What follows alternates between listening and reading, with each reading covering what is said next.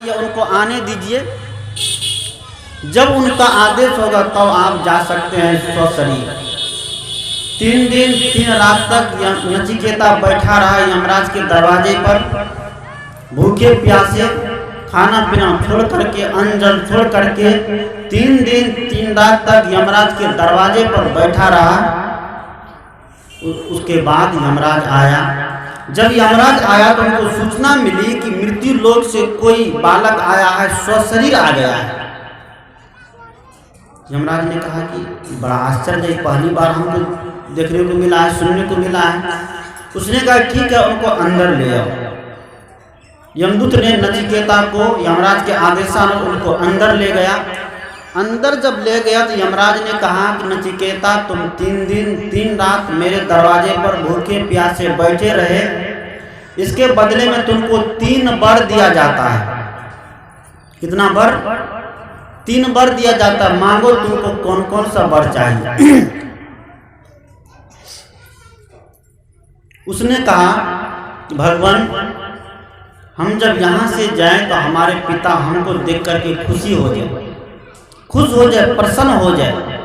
हमारे पिता हमको अपनाए तो हमसे प्यार से बात करें। यमराज ने कहा तथास्तु, ऐसा ही होगा।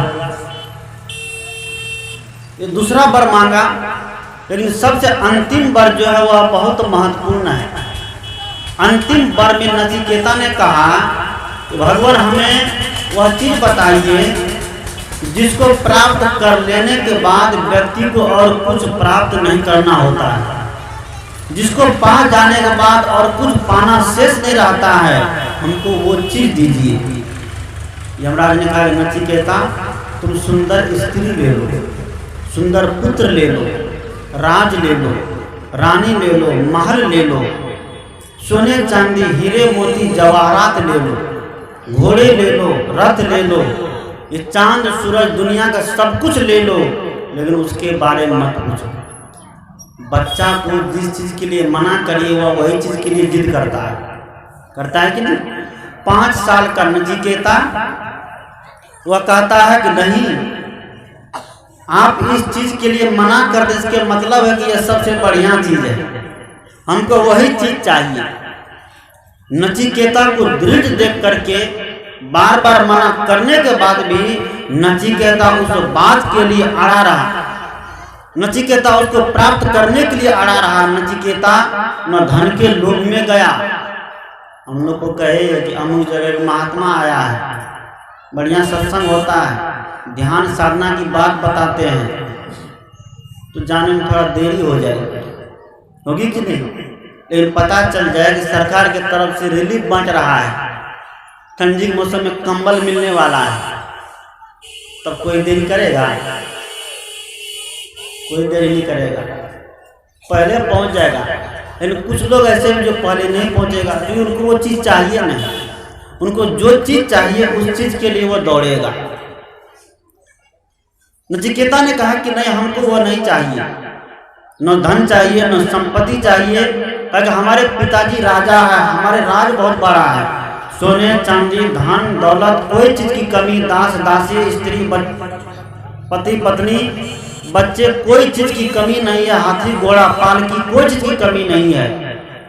लेकिन कमी है जिस चीज की दुनिया में क्या प्राप्त कर लेने के बाद कुछ प्राप्त करना शेष नहीं रहता है, वही चीज हमको दीजिए। यमराज ने देखा यह बालक होनहार है, बहुत दृढ़ यह है, यह टस से मस में हो सकता है। तब यमराज ने कहा कि तथास्तु, का ठीक है, वही चीज देते हैं। तब यमराज कौन है? यमराज कोई ऊपर में देवता नहीं है, यमराज गुरु है।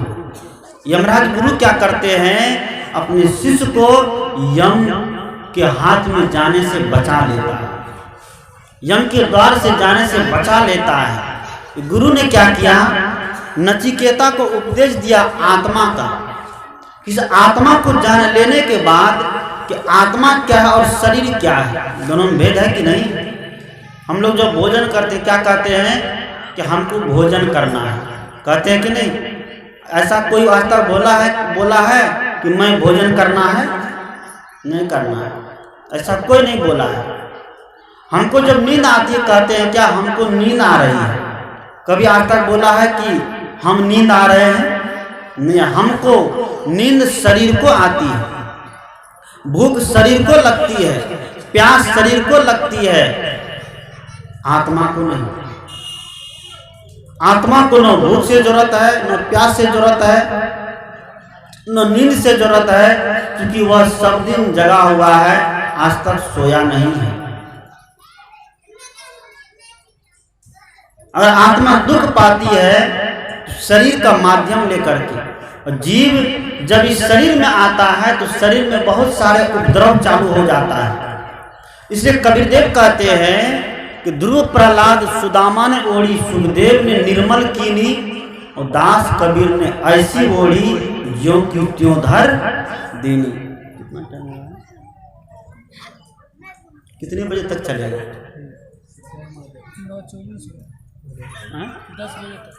10 बजे तक भजन गाना पड़ेगा।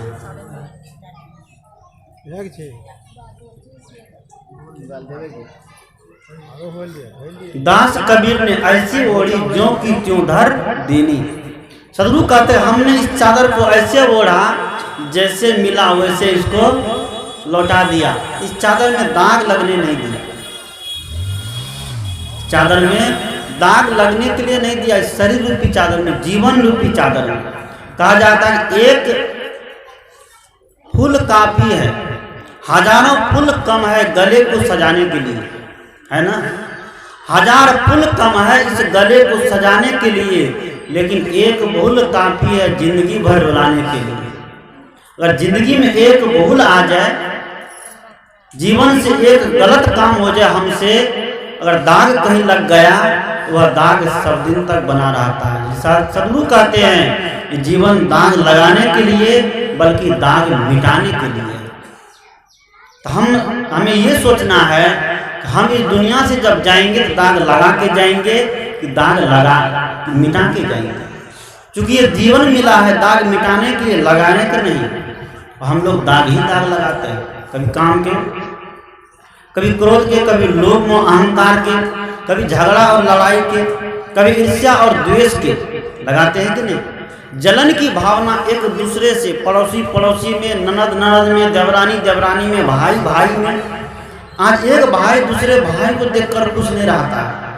एक माता पिता से जन्म लिया है और कोई भाई विकास कर रहा है तो उन्हीं का भाई उनको देख करके जलता है, अरे बाप रे वो तो इतना आगे निकल गया, हम इतना पीछे। मेहनत करिए, जलिए मत। अगर जलेंगे तो हम जितना जलेंगे हम दूसरे को देखकर, तो दूसरे भी हमको देख करके जलने के लिए तैयार है, रहेगा कि नहीं। हमारी भावना गलत होगी तो दूसरे की भावना भी गलत हो जाएगी।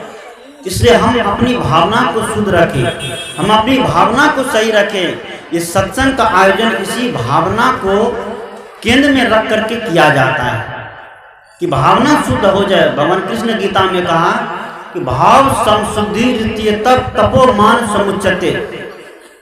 भाव की शुद्धि ही मानसिक तप है, भाव की शुद्धि ही ये सत्संग भजन का आयोजन है।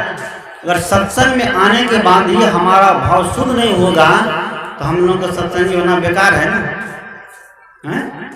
हम लोग का सत्संगी होना बेकार है। इसलिए सत्संग वो स्थल है जहाँ जाने से व्यक्ति के जीवन बदल जाते हैं, जहाँ जाने से व्यक्ति का आचार और विचार बदलते हैं, वो जगह सत्संग है। एक बार की बात, 2 पत्नी थी, अब बड़े प्रेम से रहती थी दोनों पत्नी। दोनों 2 घर से आई थी, लेकिन ऐसा नहीं लगे कि 2 घर की है, ऐसा लगे कि दोनों एकदम सगी बहन है। 2 भाई और उधर से 2 बहन, दोनों में बड़ा प्रेम था। रहते रहते रहते परिवार जब लंबा होता है तू मैं होने लगता है, होता है कि नहीं। इसलिए कहते हैं कि परिवार जब लंबा होने लग जाए, नहीं बने तो अलग हो जाना चाहिए, और अलग होकर के प्रेम से रहना चाहिए। और एक में नहीं बने तो अलग अलग हो जाइए और प्रेम से रहिए। पता नहीं चले, कोई और बाहर का व्यक्ति आ जाए तो पता नहीं चले कि यहाँ पर दोनों है तो अलग अलग है। दोनों गोतनी बड़ा प्रेम से रहती थी एक साथ। परिवार जब लंबा हो गया, बाल बच्चा में एक दूसरे में झगड़ा झंझट हुआ, उस झगड़ा झंझट का माहौल माँ बाप अपने ऊपर ले लिया, तो दोनों गोतनी में हो गई खटपट। दोनों गोतनी में जब खटपट हुई, दोनों ने कसम खाया, आज से अगर हम आपसे बात करेंगे ना तो अपनी बेटा को खाएंगे। एकदम खूब जोर जोर से खाने लगे। वह भी कहती है हाँ हाँ देखते हैं तुमको कितना दिन तक चुप रहती है, हम भी आज से अगर तुमसे बात करें तो अपने बेटा को खाएंगे। दोनों एक दूसरे के बेटा को खाने के लिए तैयार हो गए। अब डर है, जो कल प्रेम से रहती थी, एक दूसरे को बहन और दीदी करके बुलाती थी, आज दोनों के आंगन में क्या हो गया, टाटी बोलते हैं, टाटी लग गई, टाटी लग गई। दोनों एक दूसरे को देख नहीं सकते हैं, सब अपने अपने कमरे, अपने अपने बात काम से काम रखे, कोई बातचीत नहीं, कोई सत्संग भजन नहीं, पहले जैसा माहौल था सब बंद, अलग अलग रहने लग गई। अब सब सोचे मन में हो कि पहले कितना प्रेम से रहते हैं, गुस्सा पर तो झगड़ा कर लेता है, लेकिन जब गुस्सा शांत होता है तब सोचता है बहुत गलत किए, फिर सोचे कि बहुत गलत किए, भले बातचीत करते थे, अरे बाल बच्चा में झगड़ा हुआ तो क्या हुआ, ऐसे होते रहता है। लेकिन बीच में जो वो बात थी ना, संकल्प, क्या अगर तुमसे बात करेंगे तो अपना बेटा को खाएंगे, वह बीच में आ जाने के कारण बात नहीं हो पाई। एक दिन छोटकी जो है घर में बैठी थी, बगल में एक महात्मा का सत्संग हो रहा था। सत्संग में महात्मा ने कहा कि किसी के प्रति प्रेम जगाने के लिए उनके गुण को देखिए, दोष को नहीं देखिए। क्या देखना है, उनके गुण को देखिए। गाय अगर बढ़िया दूध दे रही है तो चाहे वो कितना लथार मारे तब भी उनको लथार गुस्सा करके भी दूध निकालता है कि नहीं। मधुमक्खी चाहे कितना भर ले तो यो आदमी मधुमक्खी छत्ता नहीं छोड़ता है, तभी उतार लेता है, क्योंकि उसमें गुण छिपा हुआ है, नहीं छिपा है, उसके अंदर गुण छिपा हुआ है। सदगुरु उसने महात्मा ने कहा कि परिवार में प्रेम रखने के लिए एक दूसरे व्यक्ति में गुण देखिए, उनके दोष को नहीं देखिए। ये बात उनकी छोटकी गोतनी सुन गई कि गुण देखिए, दोष को नहीं देखिए। बुरा जो देखन मैं चला, बुरा न मिलिया कोई, जो दिल खोजा अपना मुझसे बुरा न कोई। कबीर हम सबते बुरे, हमसे भल सब कोई, जिन ऐसा कारी जानिया मीत हमारा सोई। ये सब बातें उनको सुनाई पड़ गई। बाबा तो बड़ी अच्छी बात करते हैं, उनको रहा नहीं गया, वो चली गई सत्संग में। सत्संग में गई, सत्संग काफी देर तक सुनी। सत्संग सुनते सुनते उनका विचार जो है बदल गया, छोटकी का विचार बदल गया, उनका विचार में परिवर्तन आ गया। और विचार में जब परिवर्तन आया तब वो आरती लगने के बाद प्रसाद लेती है और प्रसाद लेकर के सीधा पहुंच जाती है बेटा को खाने के लिए। कहाँ सीधा पहुंच जाती है, बड़की गोतनी जो थी उनके घर पर। उनका दरवाजा खटखटाती है, अंदर से बोलती है कौन हो, ये कहती है हम आपकी छोटकी बहन है। आवाज़ तो परख कर लिया। उसने कहा कि अब क्या होगा अगर हम तुमसे बात कर ले, तुमको देख लेते हैं, तुम पहले आकर बात किए, तुम्हारा बेटा मर जाएगा, अब क्या होगा। छोटकी कहती है अब बेटा उटा नहीं मरेगा। क्या कहती है, अब बेटा उटा नहीं मरेगा, अब बाहर आओ। क्या हुआ, कहा विचार बदल गया। कहाँ कैसे विचार बदला, तो सत्संग में जाने से, महात्मा के पास जाने से। उसने कहा, जब दरवाजा खोला, कहा कि आपके अंदर जो गुण है वह गुण हमको दिखा के। क्या गुण है, कहा कि आप जब नहरा जाती थी, वहाँ से जब आती थी, एक झुमका मिले तो उसमें हमको भी देती थी, और कोई संदेशा मिले तो उसमें आधा हमको भी देती थी। कहीं बाजार जाती थी, कोई सामान लाती थी, साड़ी लाए, साजा लाए, ब्लाउज लाए, साबुन लाए, तेल लाए, उसमें आधा हमको भी देती थी। वही सब गुण को याद करके मैं आपके घर तक पहुंच गई, और हमारा बेटा मरने वाला नहीं है। श्री कबीरदेव ने कहा कि मानुष तेरा गुण बड़ा, मानस ना आवे काज हार न होते आवरण त्वचा न बाजन